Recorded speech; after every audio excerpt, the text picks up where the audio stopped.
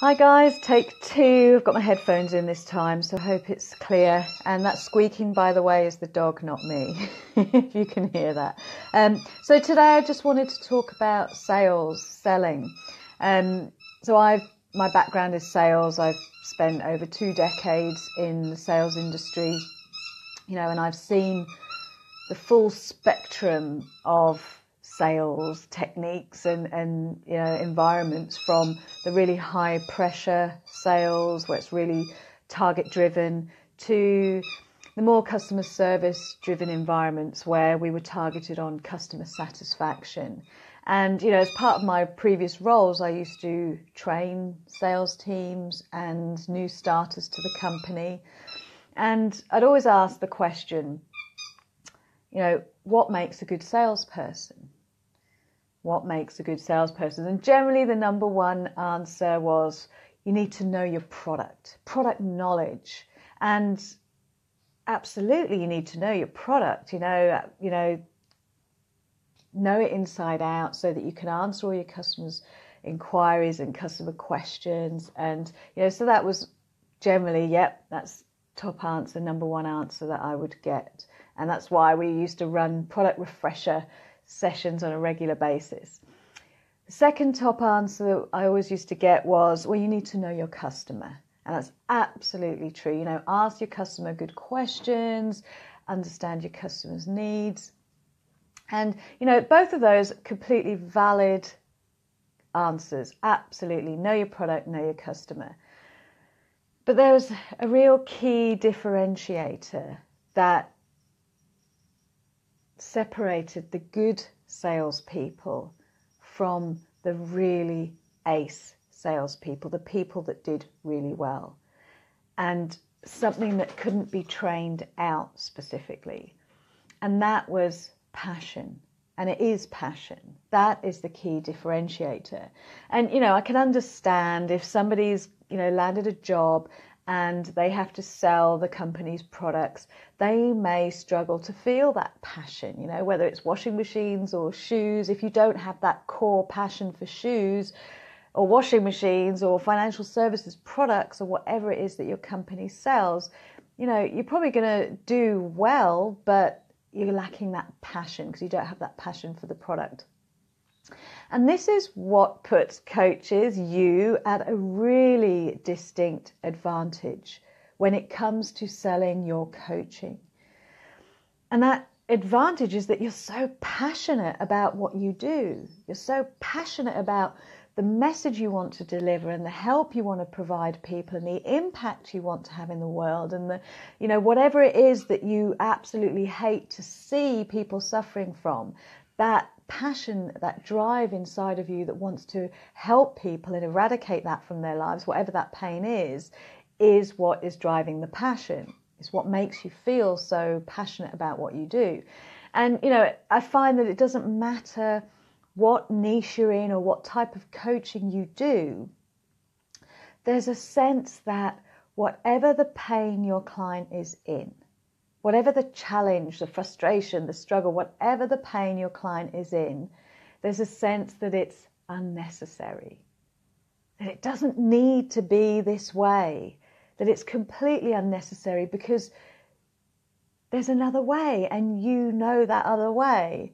And when you think about it like that, and that's what comes up for me when I think, God, the pain that my clients are in, or my prospective clients are in, or people out there are in, that is so unnecessary. That's what kind of drives me to show up every day. I think there's another way I can help you. You don't need to sit with the struggle. And so there's a sense that whatever kind of coach you are, that's where you're coming from in terms of knowing that the pain, the struggle, the frustration, whatever pain your client is in, that it is unnecessary. There is an alternative way. And I want to say to you that when you have that passion, that's when you become kind of supremely influential in your ability to change the state of your ideal client. So just to give you an example of when you have that passion for what you're selling. I worked in financial services, and I worked with a colleague who in a very short space of time suddenly became a top home insurance seller. She was going through the roof with her figures, so much so that she got pulled out of her branch and put into other branches to train all the other branch staff on how to sell home insurance. What transpired was that a few months previously, she'd experienced a devastating house fire. And it was a horrendous situation. On the evening of the house fire, she literally just finished the last piece of calligraphy on her wedding invitations. They were all completed. Her wedding dress was hanging up, and this devastating house fire occurred. And she made a claim on her home insurance, and she was taken such good care of. And she tells a story of how, they rehoused her. The insurance company went in, they completely gutted out her old home, redid it, plastered the walls, painted all fresh and clean. And then 6 months later, she was able to move in, all new furniture, everything replaced for new. And it made the whole devastating situation much easier to get over, much easier to cope with. So there she is, sitting in her branches, talking to her customers, just telling her story, sharing her experience from a place of, don't wait to take this, don't wait till the horse has bolted. And so then she became a really enthusiastic, passionate seller. And as much as she went out and trained other staff to talk about in the way that she talks about it to customers, that energy was missing. So, and I think when you see a coach who hits on their niche, hits on their thing, and finds the magical alignment with a purpose, then that energy, that shift is almost tangible. They become unstoppable. They show up, they start sharing their value after value. And, it really is a tangible shift that is evident when they find that alignment with their purpose, their niche. They know what they're doing. They know who they're speaking to. So if you want to attract people, if you want to influence people, and I'm talking about influence as in creating a really positive state change, a state change that motivates somebody to take positive action. When you want to influence somebody, you first have to be influenced. You know what it's like if somebody's telling you about, excitedly telling you about a book they've read, and, a book that's changed their life, or a 5-day juicing challenge that's completely transformed the way they feel, and they're telling you this, and they're so influenced because they've experienced it themselves that they begin to create a state change in you. You start to think, I want to read that book, or tell me more about that juicing challenge, and you want to take part, you want to get involved. And that's because the person telling you comes from a different energy. They are influenced, and therefore they become influential. And this is the state that you can create as coaches when you're showing up, talking from a place of passion, talking from a place of purpose, talking from a place of knowing exactly where your ideal client finds themselves, and knowing that where they find themselves is unnecessary. So how do you do that? How do you connect to that passion and that purpose? How do you show up with that level of enthusiasm and energy? Can you tell I like alliteration? Passion and purpose, enthusiasm and energy. This is really about creating a strong foundation. And the foundational pieces are knowing who you are, being really clear on who you are, what you do, and who you do it for. Really clear on those three things. So, who you are, what's your story, what's your credibility factor? Not, never mind your qualifications or your certifications, but what makes you the most credible solution for your ideal client? What's your story? And then, what do you do? What is your unique gift that you deliver to the world?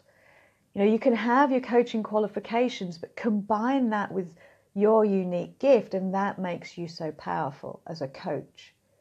So, only yesterday I was talking to a client, and I was asking her, what was it 8 years ago? What was it that made you make that big decision to just quit your job and go traveling?